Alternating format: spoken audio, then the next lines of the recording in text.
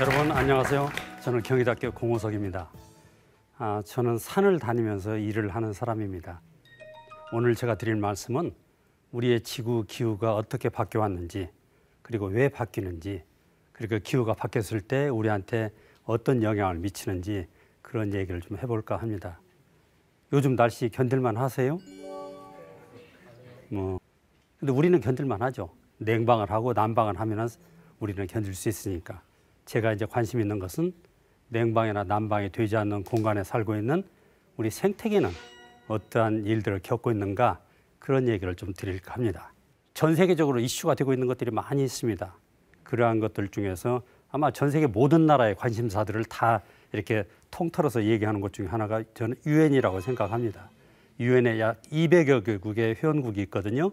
그러한 국가들에서 공통적으로 21세기에 해결해야 될 문제들, 그러한 것들이 있는데 거기에서 10가지 정도 얘기를 하고 있습니다. 그 첫 번째가 기후변화고요. 그리고 제가 이제 빨간 표시로 해놓은 이제 생물의 종 다양성이 줄어드는 것, 그리고 외래종들이 생태계의 교란을 일으키는 것들, 이러한 얘기들과 함께 뭐 미세먼지라든지 우리 주변에 있는 이러한 여러 가지 얘기들을 하고 있습니다. 왜 기후변화, 그리고 생태계 문제를 10가지 중요한 키워드 중에 하나로 두었을까요? 그만큼 문제가 심각하기 때문에 그렇다고 저는 생각을 합니다. 그런데 이제 유엔에서는 모든 200여 개국의 회원국들의 공통 관심사를 가지고 있는 데 비해서 우리보다 한 20년 정도 앞섰다고 볼 수 있는 스웨덴의 스톡홀름 대학에서는 또 다른 얘기를 좀 하고 있습니다. 오른쪽에 보이는 그림이 이제 현재 스톡홀름 레질리언스 센터라고 하는 그 싱크탱크 두뇌 집단들에서 연구한 결과인데요. 여기에서는 빨간색으로 3개 정도를 하이라이트를 해놨습니다. 그중에 첫 번째가 생물종 다양성이 소실되는 것을 가장 중요한 문제로 얘기를 하고 있고, 그다음에 질서의 순환이라든지 그리고 기후변화 얘기를 하고 있습니다. 우리는 관심이 없는 생물종 다양성이 줄어드는 것에 대해서 왜 관심이 많을까? 아마 그것은 이렇다고 저는 생각을 합니다. 다른 것들은 사람이 재원을 투자하고 노력을 하면 되돌릴 수가 있습니다. 그런데 지구상에 있는 동물이나 식물들이 일단 사라지게 되면 우리가 조물주가 아닌 이상은 그걸 다시 되돌이킬 수는 없습니다. 여러분이 아시겠지만 지구 역사 약 46억 년 동안에 많은 변화가 있었습니다. 그중에 가장 대표적인 것이 추웠던 빙하기가 적어도 5번 정도가 있었고요. 이같이 과거의 기후변화에 따른 빙하기라든지 혹은 뭐 화산 폭발이라든지 여러 이유에 의해 가지고 지구에 그 이전에 살았던 생명체가 다 사라지고 새로운 생명체가 등장하고 하는 이러한 생물의 대멸종이 적어도 5번 정도 있었습니다. 그리고 오늘날을 우리가 6번째 생물의 멸종 시대라고 얘기를 합니다. 물론 과거의 생물의 멸종이 자연적인 원인에 의해서 나타난 거라면은 최근에 우리가 지금 이렇게 겪고 있는 문제들은 사람들에 의해 가지고 인위적으로 생기는 문제, 특히 그중에 기후변화도 생물의 멸종을 부추기는 요인 중에 하나가 되고, 그리고 생물의 서식지를 파괴하는 것도 그러한 요인 중에 하나라고 볼 수가 있겠습니다. 그러면은 지구 역사 46억 년 동안에 가장 가까운 과거의 빙하기는 언제부터 시작됐느냐? 약 11만 년 전부터 시작이 됐습니다. 11만 년 전에 시작됐고, 그리고 그 빙하기에 가장 추웠던 시기가 지금부터 약 2만 년 전입니다. 몇만 년 전 하니까 너무나 옛날 과거 같죠. 그런데 실제로 그렇게 먼 과거는 아닙니다. 지구 역사에 비해서 2만 년 전 마지막 빙하기 때 모습이 저 지도에 나와 있는 그림입니다. 파랑 색깔로 표기된 것들이 당시에 빙하가 있었던 지역이고요. 흔히 이걸 대륙 빙하라고 합니다. 대륙을 덮고 있었기 때문에. 예를 들어서 스칸디나비아 반도라든지 북아메리카라든지 이런 지역에는 빙하의 면적이 대륙을 몇 나라를 지금 덮고 있었겠죠. 유럽의 대부분을 덮었고요. 캐나다 그리고 북아메리카의 미국 대부분을 덮었습니다. 당시에 빙하의 규모가 어느 정도였느냐면은 빙하의 두께만 3,000에서 4,000m, 알프스산 높이 정도가 되는 거죠. 따라서 그때 얼마나 혹독했던 추웠던 이러한 시기인지 알 수가 있겠죠. 저렇게 기후가 추웠기 때문에 빙하기 때는 북쪽에 살던 식물이나 동물들 그리고 인류도 북쪽에 살 수가 없었습니다. 남쪽으로 이동을 해왔죠.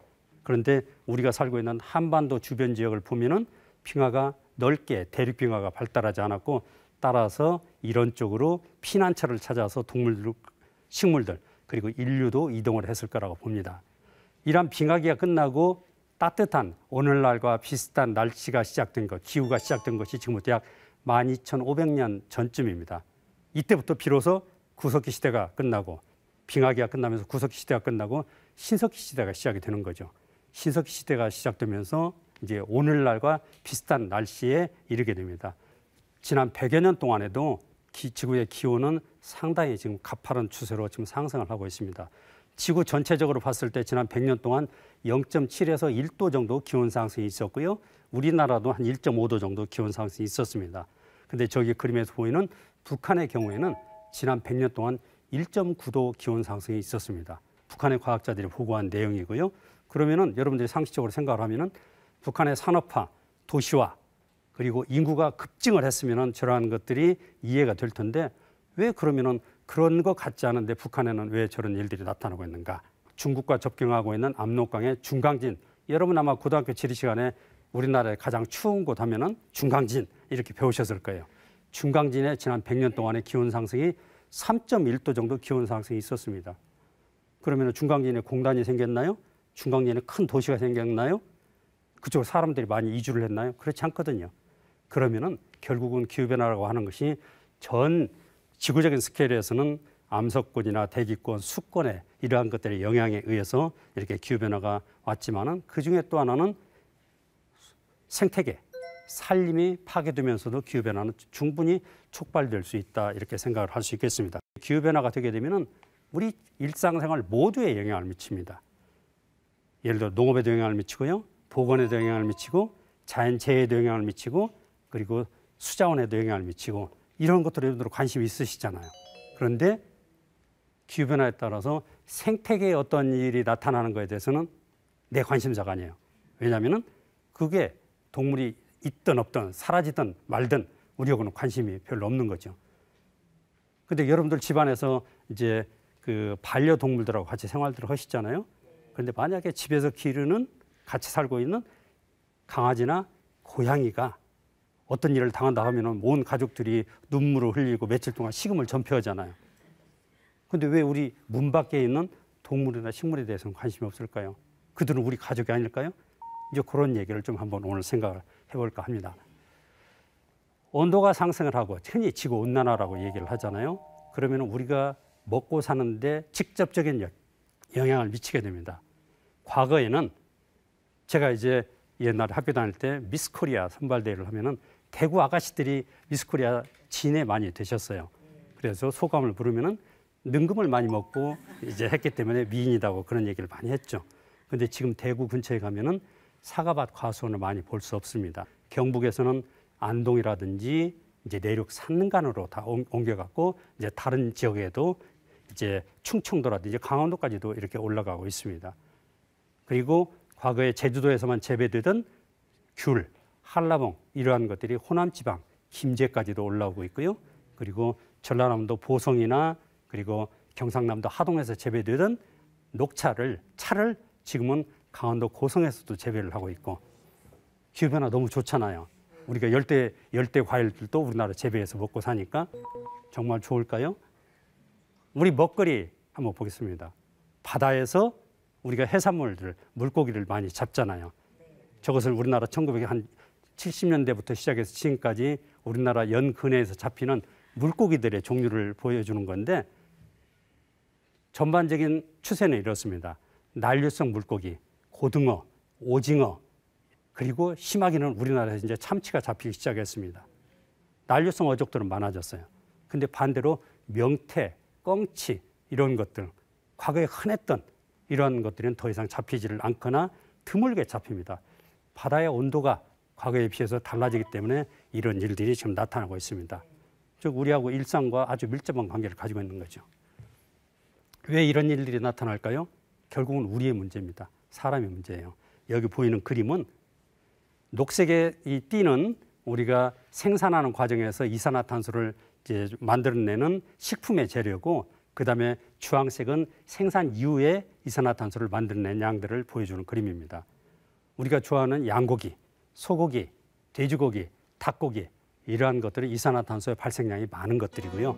반대로 오른쪽에 있는 곡식들, 예를 들어서 뭐 렌틸콩이라든지 그다음에 브로콜리라든지 견과류라든지 이런 것들은 이산화탄소의 발생량이 아주 적은 것들입니다. 여러분들 삼겹살 먹고 나서 아, 내가 오늘 건강해져서 생각을 하세요? 두부찌개 먹고 나서 아, 나는 오늘 좀 내 몸을 생각을 했다, 그렇게 생각하시죠? 결국 우리가 육식을 하면 할수록 그게 우리 건강에도 도움이 되지 않고 결국은 지구 기후 변화를 부추기는 요인이 된다 생각하면은 이제 우리가 어떤 선택을 해야 될지 알 수 있을 겁니다. 음식을 먹고 나면은 우리 다 커피 한 잔씩 하시잖아요. 커피가 기후 변화를 일으키는, 지구 온난화를 일으키는 주범이라고 생각한 혹시 한 번이라도 해보셨어요? 무슨 관계? 커피는 어디에서 생산이 되나요? 열대나 아열대에 생산됩니다. 원래는 열대 우림이 있었던 지역입니다. 우리가 커피를 한 잔씩 더 마실 때마다 어디에선가는 커피가 생산돼야 되고, 그러기 위해서는 열대우림의 숲이 잘라져야 됩니다. 거기에 원래 살았던 야생 동식물들은 살자리를 잃게 됩니다. 서식지를 잃게 돼요. 생물의 종 다양성이 줄어들 뿐만 아니고 우리가 기후변화를 부추기게 되는 요인이 되는 거죠. 그렇다고 커피를 안 마실 수는 없잖아요. 저는 커피 안 마신 지가 20년 됐습니다. 이러저런 이유로. 근데 가장 큰 이유가 그거였고요.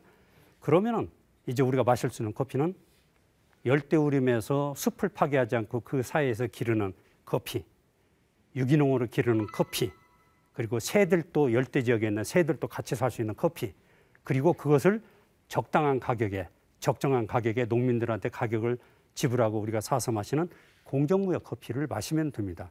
소비자들이 그런 상품들을 선택을 하게 되면은 여러분들이 한 잔의 커피를 마시면서 환경을 보호할 수가 있겠습니다. 이러한 것들이 우리 생태계에도 영향을 미치는데, 이제 갈수록 높은 산에 살고 있는 식물들, 그리고 극지방에 살고 있는 식물들, 습지에 살고 있는 식물들은 더 이상 살 수 있는 기회들이 없어지게 됩니다. 이제 제주도를 비롯한 지리산, 한라산에 구상나무라고 하는 전 세계적으로 우리나라만 자라고 있는 특산적인 구상나무가 말라 죽어가고 있습니다. 왜 그런가? 여러 이유가 있는데 그 중에 하나가 과거에 비해서 겨울이 짧아지고 겨울철에 눈이 덜 오고 봄이 일찍 오고 여름이 더워지게 되면서 기후적인 스트레스로 식물들이 수분이 부족해지는 수분 스트레스를 겪으면서 이렇게 고사하는 일들이 많아지고 있습니다. 따라서 우리가 날씨가 좀 나빠지면서 그리고 기후가 변화하면서 우리 생활에 불편한 것 못지않게 더 중요한 것은 실은 우리로 인해서 피해를 보고 있는 생태적인 약자인, 그리고 우리 문 밖에 있는 동물과 식물들이 얼마나 중요한지, 그리고 그들은 어떤 상황에 있는지 하는 것들을 알 필요가 있다고 생각을 합니다. 그래서 최근에 들어서 이제 어떤 것들이 되냐면은 과거의 지질 시대를 이렇게 나누었는데 인간에 의해서 새로운 지질 시대가 시작됐다. 그래서 인류세라는 단어를 요즘 많이 사용을 하고 있습니다. 인간이 지구 생태계, 지구 환경에 미친 영향이 과거 기후변화 혹은 화산의 폭발, 그리고 외계로부터 운석이 충돌한 것 못지않게 큰 피해를 주고 있기 때문에 이제는 우리가 그런 측면에서 세상을 바라보아야 되는 새로운 눈을 가져야 될 필요가 있지 않나 생각을 합니다. 오늘 제가 이제 요약해서 말씀드릴 내용은 우리가 불편한 것도 중요하지만은 우리하고 같이 살고 있는 지구상에 같이 이게 생명을 우리한테 불어넣어주는 주변에 있는 동물과 식물들에도 관심을 가졌으면 하는 생각입니다. 오늘 여기까지 해서 제 말씀 마치겠습니다.